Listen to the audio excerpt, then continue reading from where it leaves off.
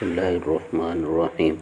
حضرت یحییٰ بن عمر رحمہ اللہ مرسل حدیث رسول اللہ صلی اللہ علیہ وسلم سے نقل کرتے ہیں۔ آپ صلی اللہ علیہ وسلم نے ارشاد فرمایا، استحلوا خروج النساء بأطیب اموالکم، اپنی بیویوں سے خواہش پوری کرنا حلال بناؤ عمدہ مال دے کر۔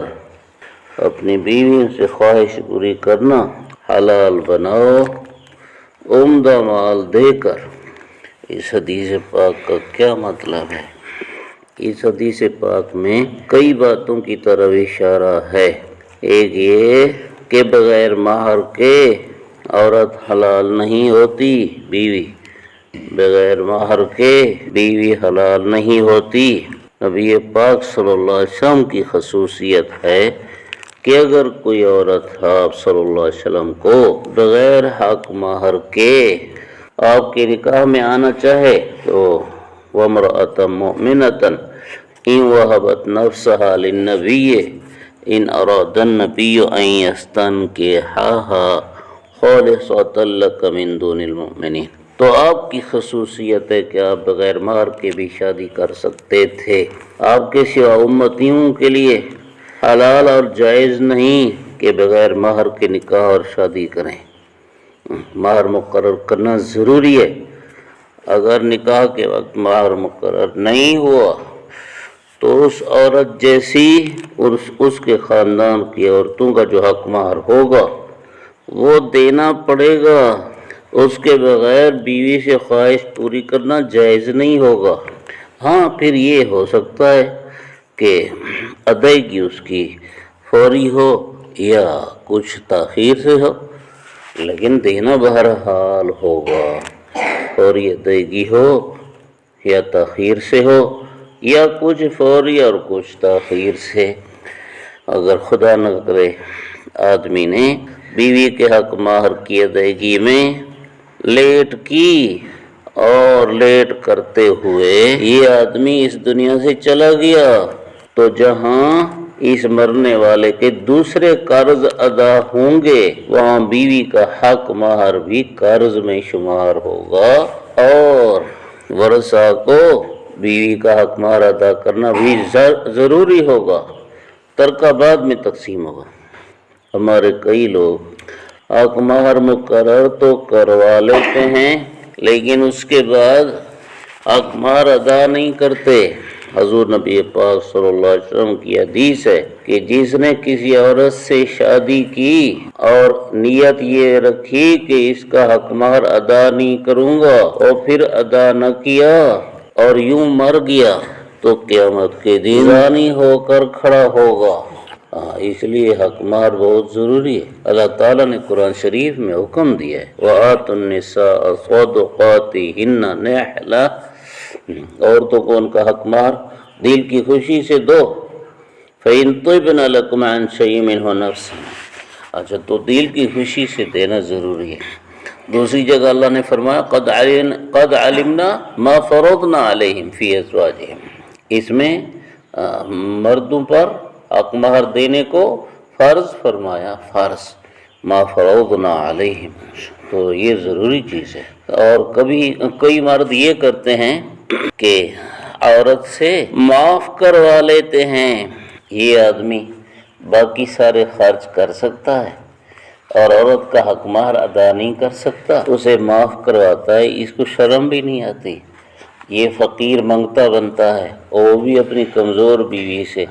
کیا وہ بھی اپنے پاس اپنے جسم سے خواہش نفس پوری نہ کرنے کی معافی لے لے کہ جی آپ کی میری شادی تو ہو گئی لیکن مجھے معاف کریں، میں آپ کو اپنے جسم سے خواہش نفس پوری نہیں کرنے دوں گی، مجھے معاف کریں؟ تو پھر یہ مرد ڈنڈے اٹھائے گا، طلاق تک پہنچے گا۔ ادھر سے اتنی سختی اور ادھر حق مہر بھی ادا نہیں کر سکتے۔ اگر عورت دل کی خوشی سے معاف کر دے، یہاں لفظ فَإِن طِبْنَ لَكُمْ عَنْ شَيْءٍ مِّنْهُ نَفْسًا کا لفظ ہے۔ مرد خود معاف نہ کرائے، مرد تو ادائیگی کرے، لیکن عورت خود مرد کو اپنے حق مہر میں سے کچھ واپس کر دے دل کی خوشی سے، فَكُلُوهُ هَنِيًّا مَرِيًّا، تو اللہ تعالیٰ نے فرمایا پھر کھاؤ مزے لے کر، یعنی اس کو استعمال کر سکتے ہو، لیکن طیب نہ لگو، تم نے نہیں مانگا، انہوں نے دل کی خوشی سے تمہیں دے دیا۔ عورت کی کتنی قربانی ہے کہ اپنے ماں باپ کو، اپنے بھائی بہنوں کو اور اپنے پورے خاندان کو قربان کر کے اس مرد کے پاس آتی ہے، اور مرد یہ اس کے حق میں اتنا کنجوس ہو گیا کہ حق مہر ادا نہیں کرتا۔ بڑے شہروں میں حق مہر مؤخر کیا جاتا ہے، اور رواج یہ ہے کہ اگر مرد عورت کو طلاق دے دے گا تو پھر تو عورت حق مہر لے گی، نہیں طلاق دے گا تو یوں ہی بغیر حق مہر کی عمر گزر جائے گی۔ طلاق کے بعد پھر عدالت سے رجوع کر کے حق مہر وصول کرتی رہتی ہیں عورتیں، یہ بھی ظلم ہے، اللہ معاف کرے۔ آج کل حال یہ ہے کہ طاقتور کمزور سے تو اپنا حق وصول کرتا ہے، لیکن کمزور کا حق نہیں دیتا، اللہ رحم فرمائے۔ اس لیے حق مہر کو ادا کرنا ضروری ہے بغیر دل کی خوشی کے۔ اگر عورت دے بھی دے گی بندے کے معاف کروانے سے تو حلال نہیں ہوگا۔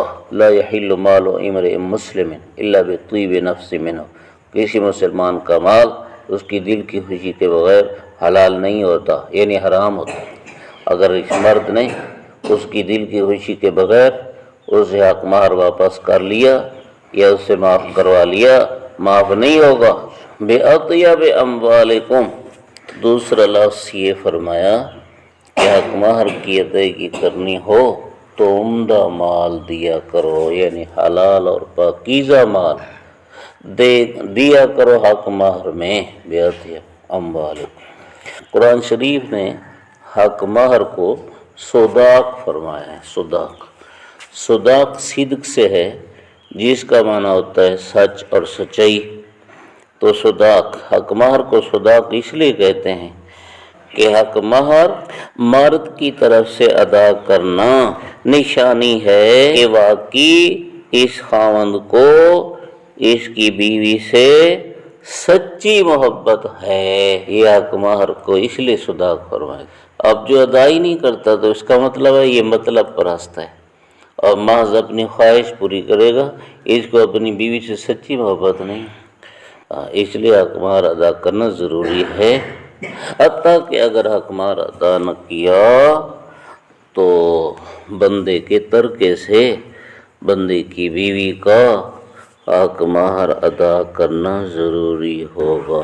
ایک بات اور یاد آ گئی اسی سلسلے کی، وہ یہ کہ پچھلے دور میں ایک بات ہوتی تھی کہ مرد اور عورت، کوئی مرد اور کوئی عورت آپس میں تن بخشی کرتے تھے، یعنی عورت تن بخشی کرتی تھی مرد پر۔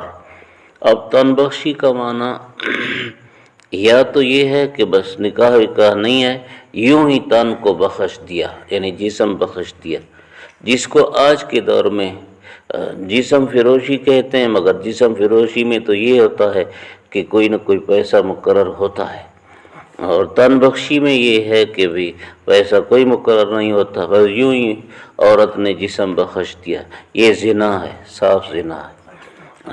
اور اگر تن بخشی کا معنی یہ ہے کہ حق مہر مقرر ہوا تو پھر ٹھیک ہے، نکاح کے عام طریقے کے مطابق اگر یہ ہو اور اس میں مہر مقرر ہو تو پھر ٹھیک ہے، نہیں تو یوں ہی خفیہ طریقے سے تن بخشی کرنا اور حق مہر مقرر نہ کرنا، نکاح کی مجلس قائم نہ ہونا، یہ سب زنا ہے۔ اس لیے یہ تن بخشی کا شریعت میں کوئی اجازت نہیں ہے۔